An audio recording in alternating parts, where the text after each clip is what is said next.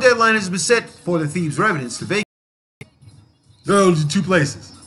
Only two places. They don't want to go nowhere. They'll be on the street. You'll have the largest tent city confirmation going on left and freaking right. And guess what? Because of the voter law stipulations and whatnot, oh my goodness, this is another way to stop people from voting. If you have no physical address, you can't vote. Do you not see where this is going, people? Why do I laugh at this crap? Because we in the community don't do shit. We sit there and wait for something, wait for the pie in the sky to fall down. Where we should be taking an active presence and say, okay, this is our community, let's fight for it. We want it more than they do. Because at the end of the day, it's not about, you know, whether you're going to go along with something acceptable from the government. It's about your voice against things that are happening. And if nobody wants to take ownership and help HUD with this whole thing, why don't the people in the neighborhood get together and say, you know something, let's start our own power base. Okay, let's start our own power base. Let's us chip in, build these unions up the way they're supposed to be, get some contractors in here to fix these damn places up, and we can stay. Buy the land underneath the damn property, people. That's all you gotta do. Stop this low-level charge of eminent domain from throwing you out. Because when winter gets here, trust me, it's hella cold. Hella cold. All right? Hella cold. There's a working solution for every problem, people. There is a working solution every single time.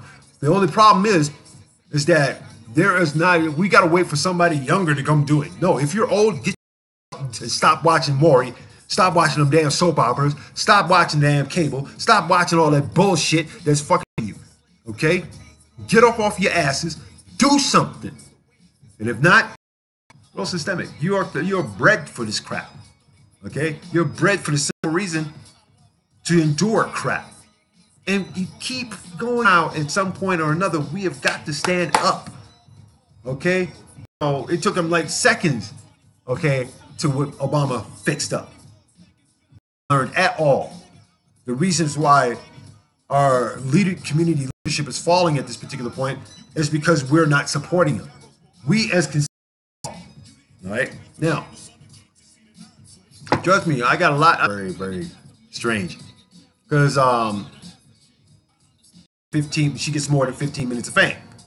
Something has to do with a black child and so forth, and then later on you might get a court case, you get another 5 minutes, like extended time. A small mention of like whether you got paid or not. After Parkland, number of children fucked up, okay? When you got cops out there shooting people who do have mental health problems, okay? That's just a lot who were basically killed in a Baptist church. Do you think those families got some mental illness issues as well? How come the state doesn't step in? Oh, that's right, you're in the South. Okay? And anything under the Mason-Dixon line is the South, plain and simple. If you're not catching on, you shall judge for a longer treatment. In 2016, the number of children hospitalized under the act rose by nearly 50%, far higher than the growth in the state's population, according to the University of Florida, which tracks the Baker Act. So let me ask you guys, where does the Baker Act extend to? Does it extend to other states? Is it a law that basically says this is the only way that you're going to have mental health services? Parents who are ashamed of children who do these sort of things are the biggest chicken shit. I'm sorry, but that's just the way just the way the society is built these days. Okay? Okay. In February there were 188. The 195 seen on February 27th appears to be the peak, and that's what the university is. There's either a gun, baseball bat, or ill intent, because all of it comes up. You cannot suppress in the subconscious what will consciously happen later on. And as much as some psychotrend in your mind, of course it's in your mind. But there's no. Then, needless to say, you're gonna have to explain that crap to the child and say, this is this, that's that, this is this. If you don't explain that crap, guess what's gonna happen? That child's gonna sit there and say, okay, well, that's part of my core value. And they're going to grow up with a faulty core value system, which allows them which allows them to understand what the word kill means. There's no safety pin, there's no safety plan, there's nothing. Okay? On the following day, September 29, 2016, a school guidance counselor asked Henderson to again evaluate Cruz because he was talking of buying a gun now that he was 18. The counselor feared his mom would allow him to get a state ID so he could make the purchase on that day. Okay, let me go back again. The counselor feared his mom that now. Okay, it makes it very, very hard to hospitalize them under the Baker Act, unless there is some kind of evidence. But then again, so is the thought police. You never know when they're going to. It should be keep him away from people that are basically out to kick his ass, or if not, kill him. Thing. It drags it out. It drags it all the way out, so that way, after the story, nobody comes back to say, okay, what happened? What's the solution?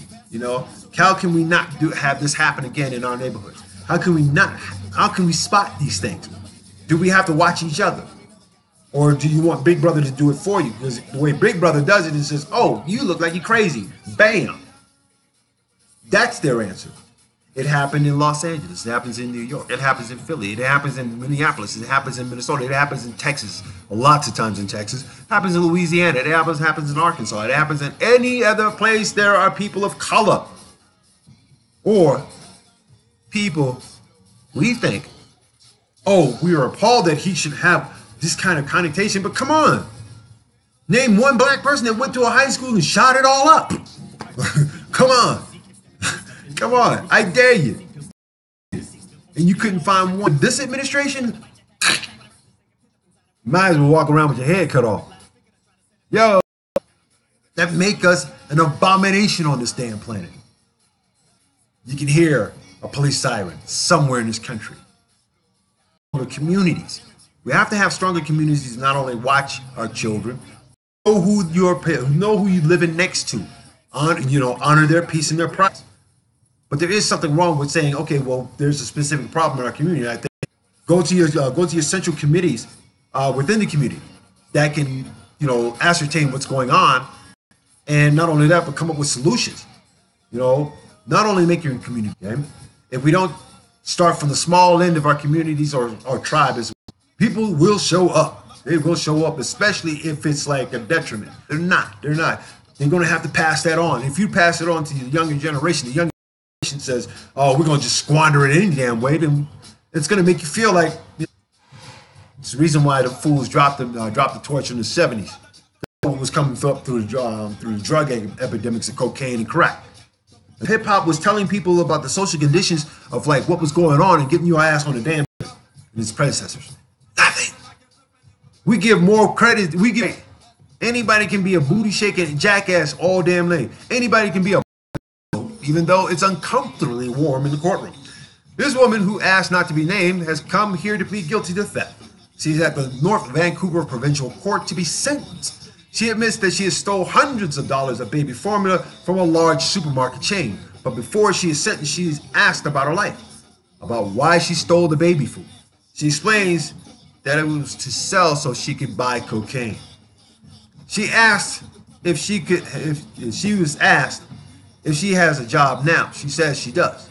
She's asked if she no longer uses cocaine. She says she hasn't. The judge turns to the circle of people sitting near the table. The judge asks if they have any questions for a woman sitting in front of them. Okay? This is the First Nations court. And sitting next to the judge are 5 indigenous communities. These 3 women and 2 men come to the courthouse once a month to work on the sentencing court. First Nations court work within the existing Canadian justice system with offenders who have already admitted their guilt. Linda Williams is a court elder. Quote, they need someone to support them, to help them through the hard times, says Williams. I've been very lucky throughout my life. To me, it is a way of giving back for them. And we do it with lots of prayer and lots of guidance and an open mind and an open heart. Okay? First Nation court's goal is to provide a sentence for the offenders that can help rehabilitate them back into society. Judges work with lawyers and the elders, drug and alcohol counselors, and often victims to come up with a healing plan for the offenders. Right? Now, Doris Paul is an elder, and she helped to create the First Nations Court 5 years ago. What we remind the ones that we've seen in pain, we remind them that we are here and that we believe that our culture is our healing. Wow. This from a people who have been here, been robbed of their land under nefarious reasons to give placations of the people who are privileged who think they have heritage. All right? But she says that she used to sit in court gallery when members of her community, the Squamish Nation, were being sentenced. And I remember interrupting, she explains, Paul would stop the judge and ask to address the court. She would tell the judge how the community was working with the offender, and she would ask the judge to consider that in sentencing. Then it became a real keen interest, how does the culture play on healing, on a healing part within the First Nations people, going through court, through the justice, law enforcement.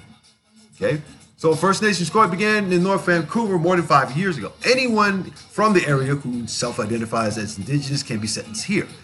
The court is one of a number of restorative justices in Canada. Restorative justice. Restorative justice. How does that work? Well, people go in, they give rehabilitation, and then from that point, they restore their place in society. Unlike here, we don't have restorative justice in our courts at all. Once you are labeled a criminal, you can't vote. Simple. You cannot vote. You're not a citizen anymore. You are a piece of meat. That bad batch of pork they got for like $3.99 a pound behind the ones that are already sitting up there selling for $5.60. Oh yeah, eat them pork cookies, motherfuckers. Eat them pork cookies. The woman appearing before the court that day was charged with being performed to death. Is given a 12-month probationary sentence. And she's banned from ever going to the store that she sells from. Piece of cake. It doesn't take away from her voting rights, now does it? Now does it? It doesn't take away her rights of being a human being. It doesn't take away her universal rights. It doesn't take away her civil rights at all. In this country, because we have the highest rates of incarceration of black and brown people up in here, as soon as they come out, it takes anywhere from like 3 to 7 years. It takes about 7 years to expunge everything off of your record. Statute of limitations. Damn near takes 10. So where you're walking around trying to figure out, it's like, can I vote? Can I vote? Can I vote? No. The United States basically does this. I'll give you a really good fucking good example of this. All right. 2 days ago, Texas voter ID law does not discriminate and can stand, says the appeals panel rules. I guess somebody must have got to him. In Houston, from the New York Times, federal appeals court upheld a revamped version of Texas voter identification law on Friday, saying that it does not discriminate against black and Hispanic voters. The decision by a 3-judge panel of the United States Courts of Appeals for the Fifth Circuit in New Orleans overturned a lower court ruling, that had struck down the new law. Okay? And where in the hell would you get such a new law that basically says, that you can't vote because you're black and you're a Hispanic? I think somewhere I've mentioned that the Koch brothers had a lot to do with this, and that they were trying to do this in North Carolina by separating and, making schools segregated and all that crap because they wanted to take control of, say, like a voting issue of the school board. You start on a small litmus test and then you expand it, right? Nice, okay? It was the latest milestone in a year-long battle over the state's efforts to require voters to show government-issued identification in order to cast a ballot.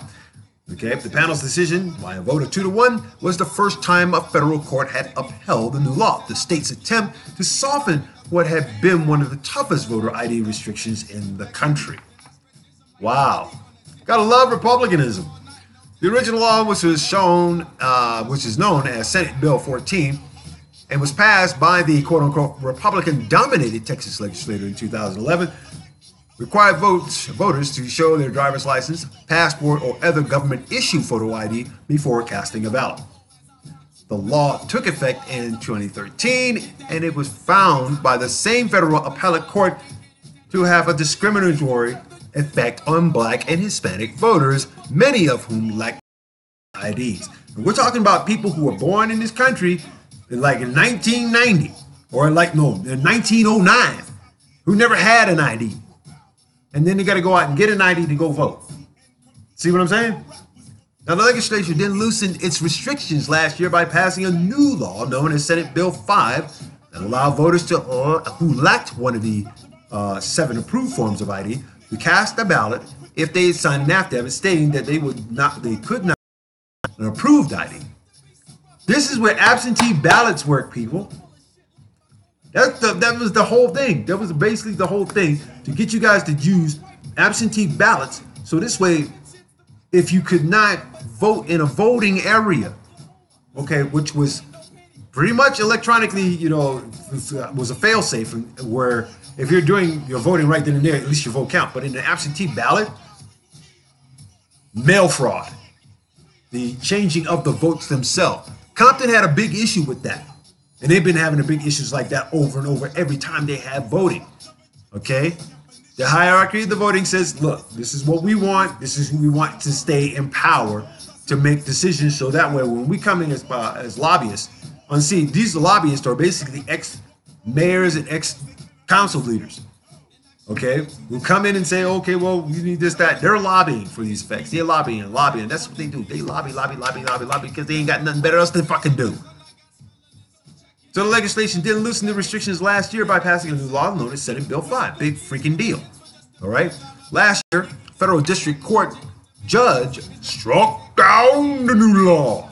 But the Fifth Circuit later allowed the law to go into effect in January while it was considered the state's appeal. One of the most contentious issues with the new law is that it creates criminal penalties for those who make false statements in their sworn affidavits, a move that critics of the law believe confuses and frightens potential voters. In the ruling on Friday, the 3-judge panel said concerns that the criminal penalties would intimidate voters were, quote-unquote, wholly speculative. Oh, they're not, no, they don't see what's going on behind the green curtain, so let's just keep going. All right. Judges wrote that the legislature had, quote-unquote, succeeded in its goal of passing a new law designed to cure all the flaws of the original.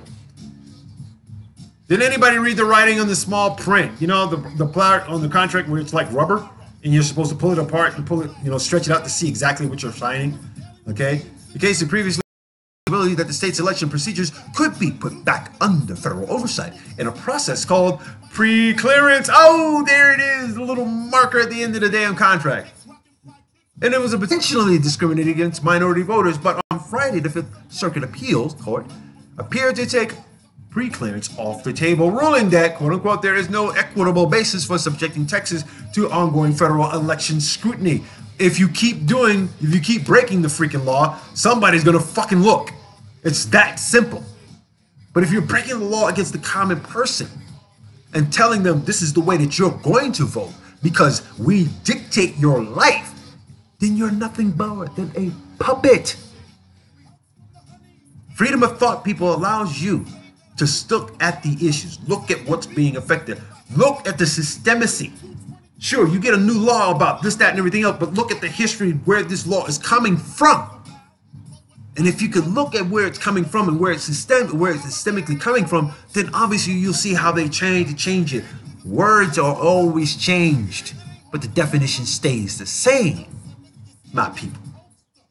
So therefore, since this has raised quite some eyebrows, their view today is the same that is since the first day of litigation for the voter ID law, and it is discriminatory.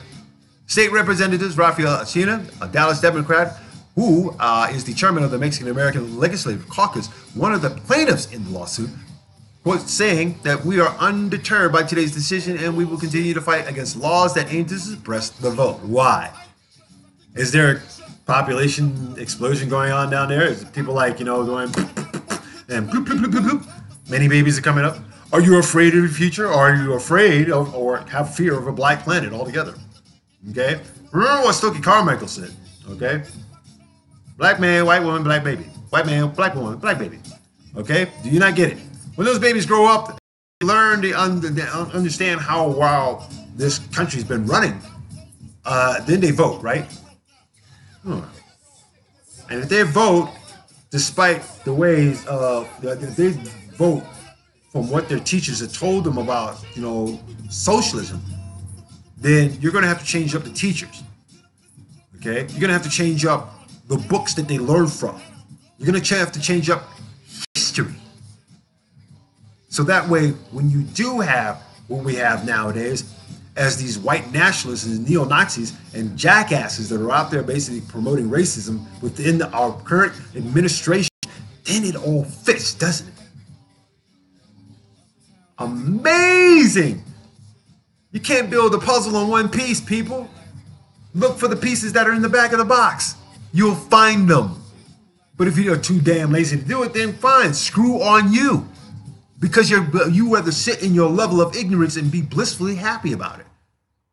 Richard L. Lawson, an election expert, law expert, and law professor at the University of California, Irvine, said the decision seemed to preclude Texas from pre-clearance. But he also added that the possibility of federal oversight of Texas election procedures still existed in other case. The state's restricting legal battle, which is now before the Supreme Court. But I would keep an eye on this and look at the practice of how they got this far. Because they know they're about to lose the GOP to the Democrats. So what better way to continuously throughout the South, from the Mason-Dixon line all the way down, what better way than to hold up the vote? How do you think Jackass got his ass into the White House? He said it back in 1984. If the Republican Party ever elected me as president, they were going to be sorry. And here we are. Took them a minute. Took about 20 some odd years, but here we are. The brokest man in the world is now president of the United States, and you mean to tell me, even if he gave you fair warning, all right? So what's wrong with doing a little research to find out how this preclusion thing here, or this precursor thing, this stupid shit that's going on right about now? Let me ask you this. Okay? If the legislation itself has been indoctrinated in a pattern of racism, what do you think the Supreme Court's going to find? Okay? It is so obvious. And if we, the people, okay, equally get involved with, say, like, looking at, say, like the wording of the legislation, and find holes in it and say, nope, take this out, and put this in, so it's equal in representation of everyone and not just a few that can afford it. And not only this, no, you do not call me from out of Florida. Bye, later, next, because I know that we have blocking here. I have blocking here. Don't worry, I'm gonna give you another phone here in a minute. Trust me. Then you people can call in. The phone number that we got now and so forth is compromised by, let's say, auto dials. So if you pick up an auto dial, all it is just basically tracking your information. That's all it is. All right? Nothing else, nothing more. And don't be surprised. In old telemarketing, basically, people, the banks sell your information. There you go. But now we have the internet and so forth, so it makes it that much more easier. So Richard L. Lawson, like the law expert and law professor at the University of California, has made the point that is now the Texas election procedures are now before the Supreme Court. So if you cannot look at the wording or the information that's on there, then what's going to happen is that you're going to have to basically challenge what's written on that law.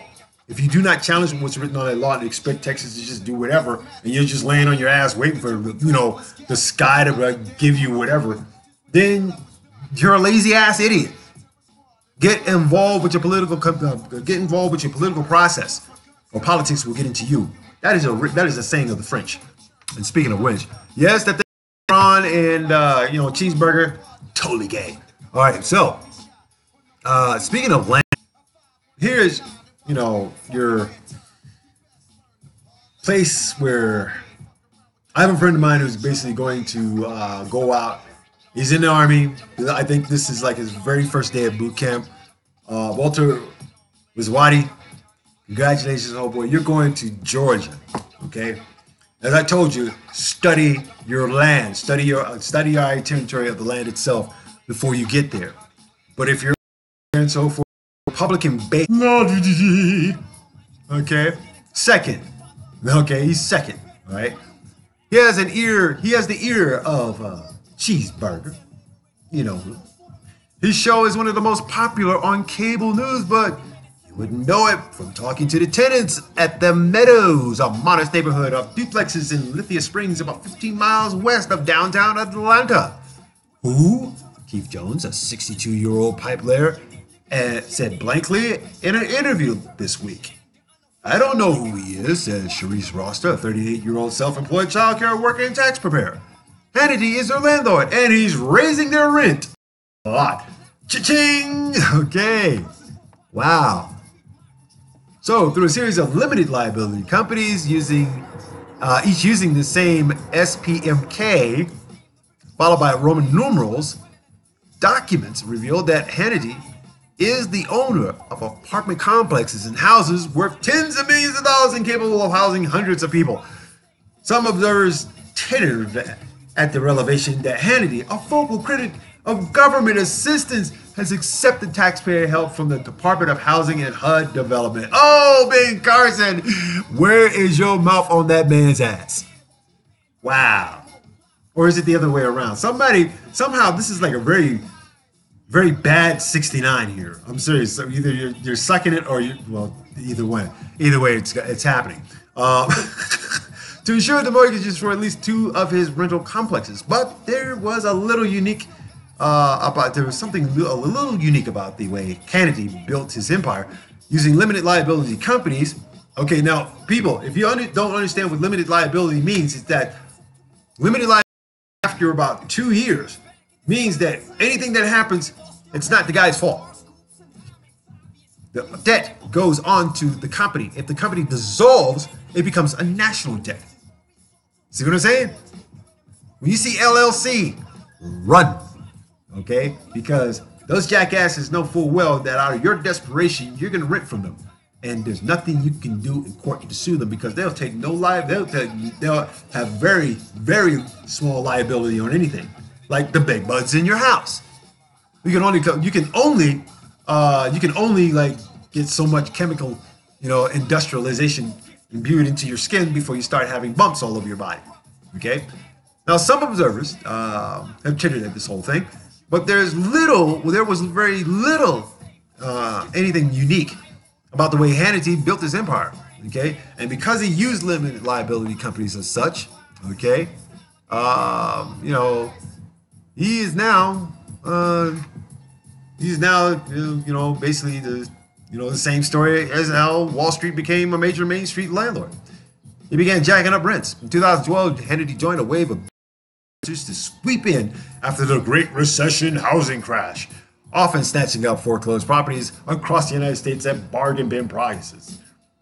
The bubble has burst. And yes, the parasites that swim on the scum of it collected it. Historically, the typical family the typical single-family landlord was a local person who owned a few houses, says Julia Gordon, Executive Vice President of the National Community Stabilization Trust, an anti-blight nonprofit organization. They would basically oversee things like collecting the rent, do home repairs themselves, or employ a handyman to do home repairs. It was a very mom and pop type industry. Oh. Today, Gordon said it seems like rental homes are almost always owned by somebody whose last name is LLC. The rise in out-of-town ownership has coincided the rise of companies like Renter's Warehouse. Okay. And a national property management service that received a celebrity endorsement from Hannity. The duplexes at the Meadows in Lithia Springs were built on a former cow pasture in the 1980s by Paul Robinson Jr., a local home builder, a small businessman. The subdivision has more than 100 units, which average about 944 square feet. Not big, and not small either. I mean, it's comfortable. He like cozy things. It was an investment for his retirement. Robinson said in an interview this week, living next door, he adopted a hands-on approach, taking on much of the day-to-day work of cleaning up, painting, replacing carpet, and collecting rent. Robinson didn't raise the rent much, he said, because many of his tenants had lived there for 10 to 20 years, were elderly. You mean to tell me Hannity's into senior abuse, ageism? Well, with the 212 duplex units bringing in a cash flow of about $60,000 a month, Robinson said he had a $500,000.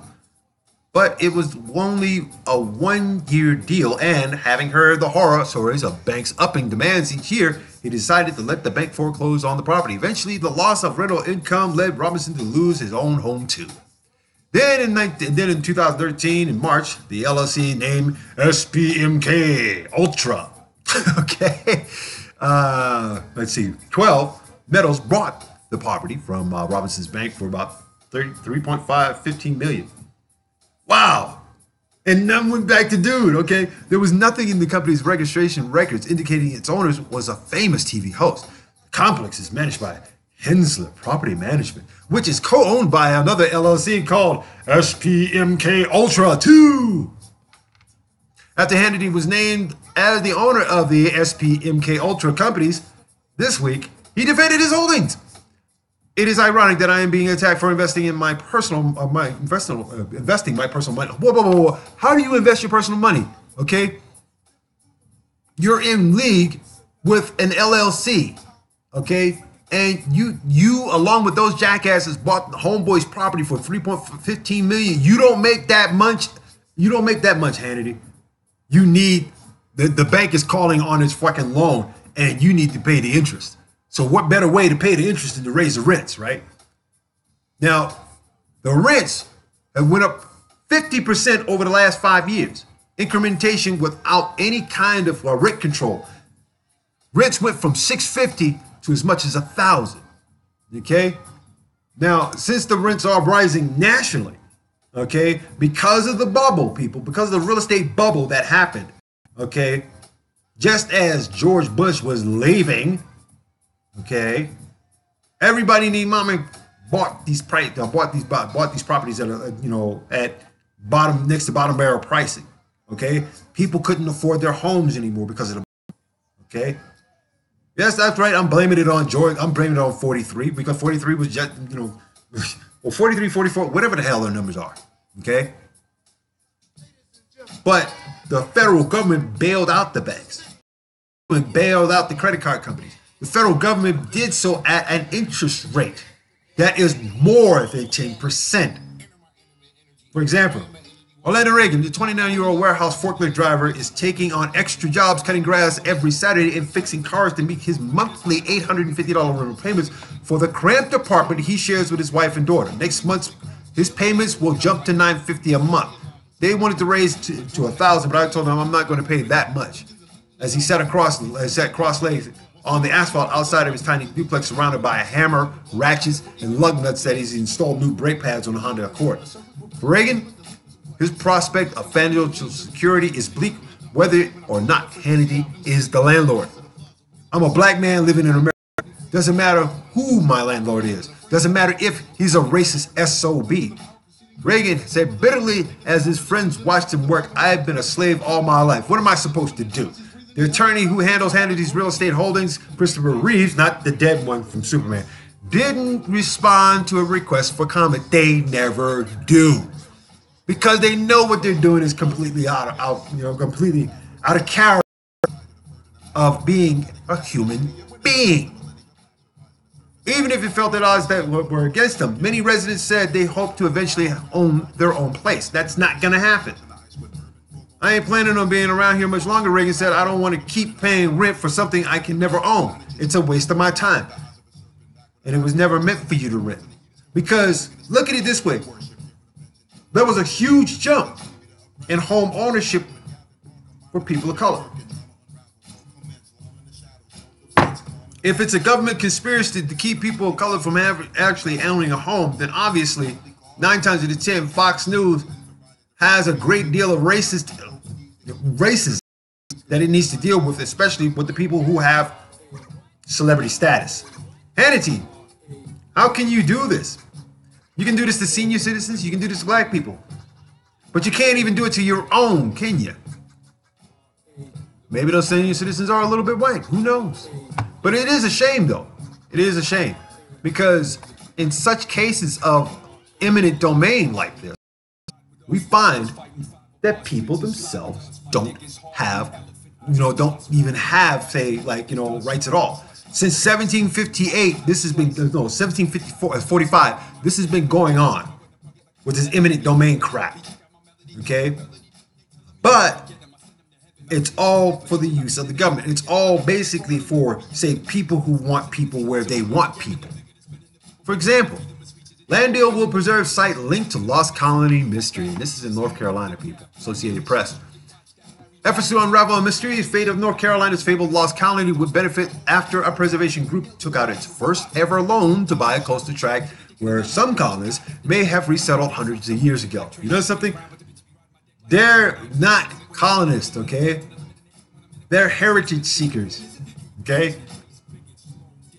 If this lost colony is going to be such a preservationist thing, then why don't we preserve the Geechee Golan property in South Carolina along those islands that have been turned into tourist resorts, and their land that those people have farmed and have been on for way over 500 to 600 years, okay, who have taught colonists like those in North Carolina how to survive, okay?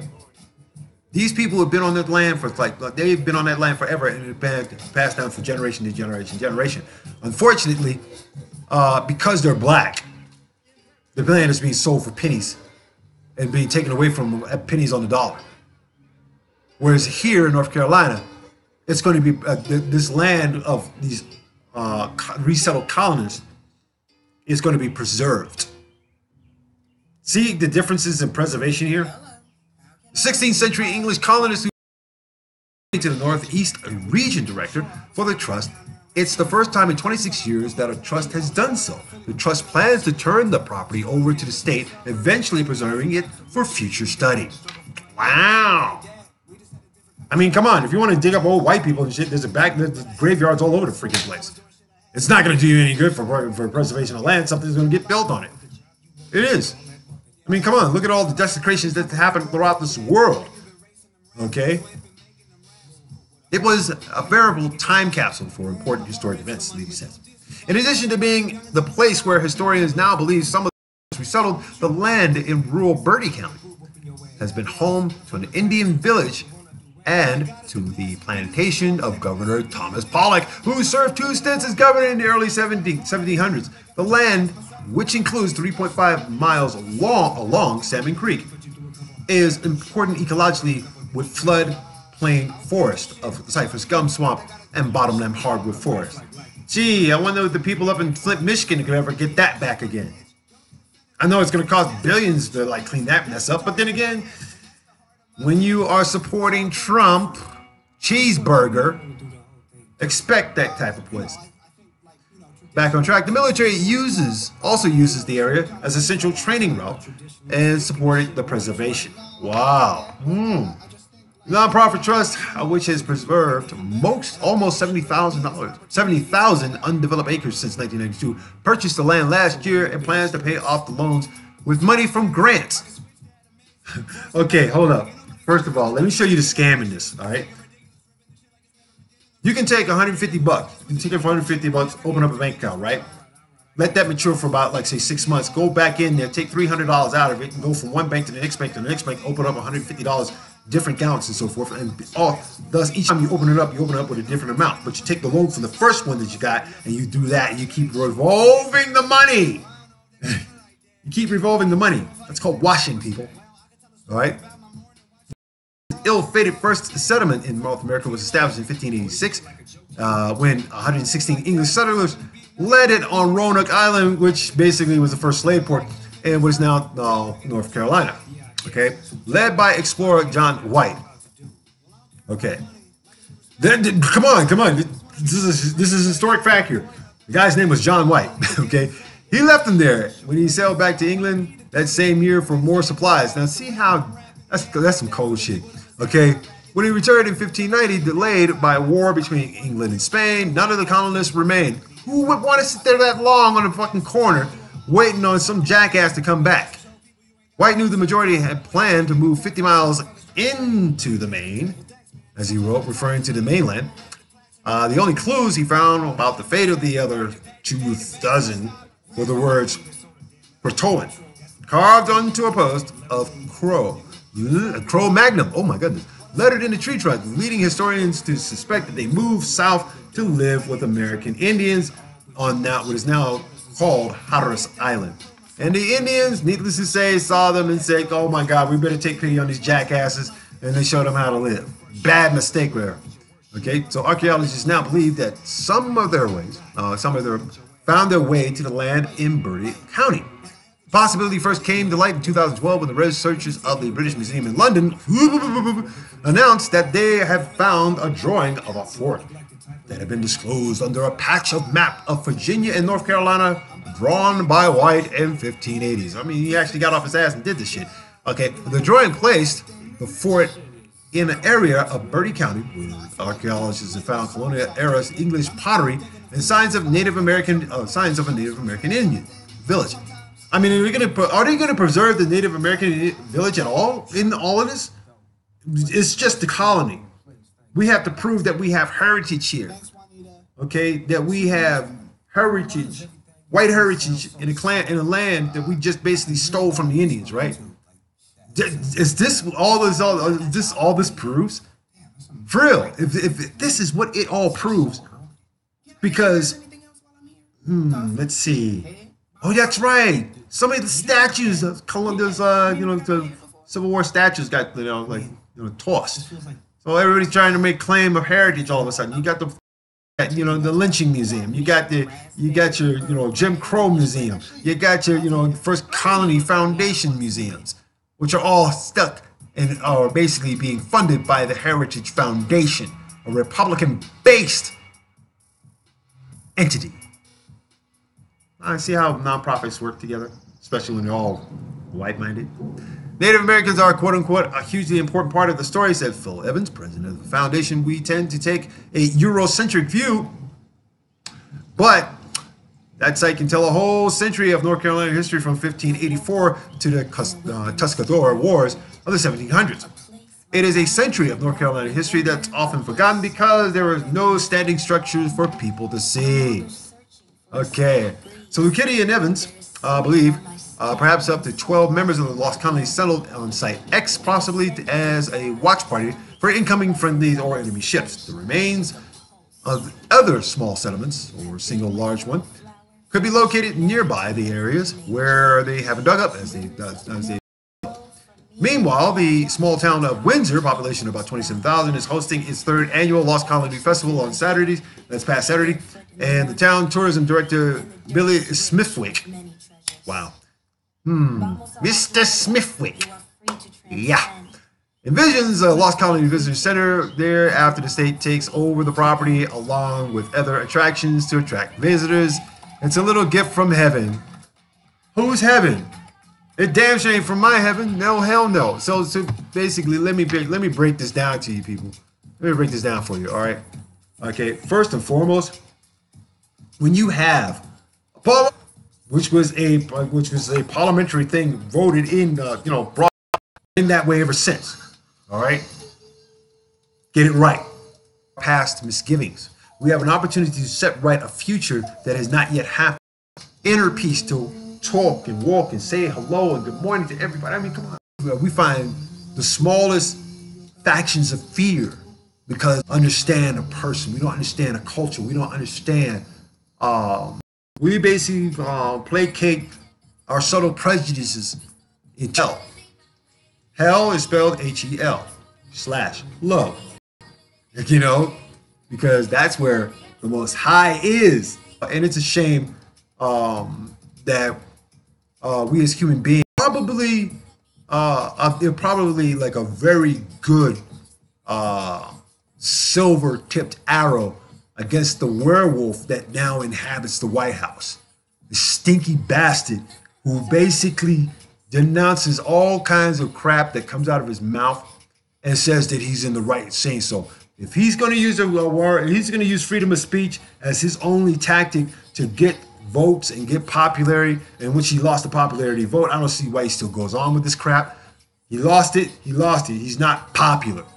Okay? He's just some figurehead asshole who sits up and does everything his way.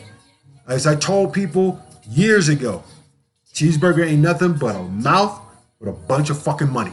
That's it. And for some stupid reason, everybody believed the shit. Everybody believed his garbage, not realizing that he is nothing more than, you know, a bookshelf marker for all the crap that's going on. Why are the people in Okinawa, Japan, protesting on having the expansion of a Marine Corps base there? Why is Korea, both North and South, uniting? Because they know that if America does invade, there's going to be a war. It's going to be it's going to be an engagement, not a war. It's just an engagement, regardless. Okay? How is it China and everybody else is being blackmailed around this planet by the United States? And when everybody basically, and when there is Russian collusion in all of this shit, denial is the longest river in Africa. And for some stupid reason, it's a shithole country, yet still denial runs deep. And those who collect a paycheck and will kiss the ass of their bosses left and fucking right. And if that's the case, nothing but sellouts. You know, as Michelle Fox, you're the worst Uncle Tom for white people. Okay, straight up. I gotta give it to Michelle Fox for doing that hellacious and salacious 20-minute skewering of the cheeseburger and his administration and all of his protractors and detractors for who they are and what they are. She'll probably catch flack for it. You know, she's got 13,000 hits on it and everything, but she's also got some people that support her as well. There are more supporters than there are people who sit up and defend this idiot. Okay, and if that's not the case, why don't we ask the farmers and see how they like these trade tariffs affecting what they do for the rest of the world, if not for this country? No, man, no. They're trying to put a higher tariff on the stuff that we send out, so that way we can make more money here. Come on, it's simple business, but 101. If you're not seeing it for what it is, then perhaps you need to go back to bed. Think about what you're dreaming about, and hopefully, maybe, just maybe, you might come out of this unscathed. I hate getting chapped, man. I hate getting chapped like this, man, without without premise of recognition. Hey, good morning to, I don't get 3 Californians. This is stupid. Rusty Horns, good morning, thank you, and have a happy birthday, bro. Good morning to, let's see, Super Walt Jenkins, the man who remembers, the legend. And good morning to Carolyn. Good morning to Melanie. Good morning to Frank Martinez, angriest Mexican in Texas. William Hurd, good morning. Harold Porter, good morning. P. General, good morning. Don't pee on yourself. Walter Wizawadi, good morning. I know you're doing boot camp. Go for it, because they never favors for people who have mental health issues. Luca Fajoro, good morning. Mike Stanley Town, good morning. Got it. Godiva Love Jones, good morning. Hella Jackson, good morning. Rodney Allen Rippey, good morning. Let's see. Rodney Perez White, Stephen Harris, good morning. Let's see. Tanner Mason, good morning. Gloria J. Anderson, good morning. John F. Miller, good morning. Glenn Covington, good morning. And let's see who we got going on here, baby. Millicent, let's see, Wilson, good morning. Bliss, Blind, good morning. Rex Tracks, good morning. And we got to go at this point. Aki Buck, good morning. Yes, the news about 3 Californians, the initiative to break up the state may be on the ballot in November. Please, they tried this shit about 13 years ago, and it didn't go. All right, so whatever it is that they're thinking, obviously it is just it's like somebody was on crack. Okay, that's all it was. Let's see. Also, I gotta give a shout out to Deanna Berry. Barber, what's up, babies? I'm all about in Colorado Springs, so this is what I do. Oh, and a shout out to Scotty Burke and all of us who are basically trying to make this a better world. So therefore, people, we've all got to come together on this. If we want to save this country, then we better start talking to each other. Okay? Let's put politics aside and say, okay, this is what needs to happen for this country.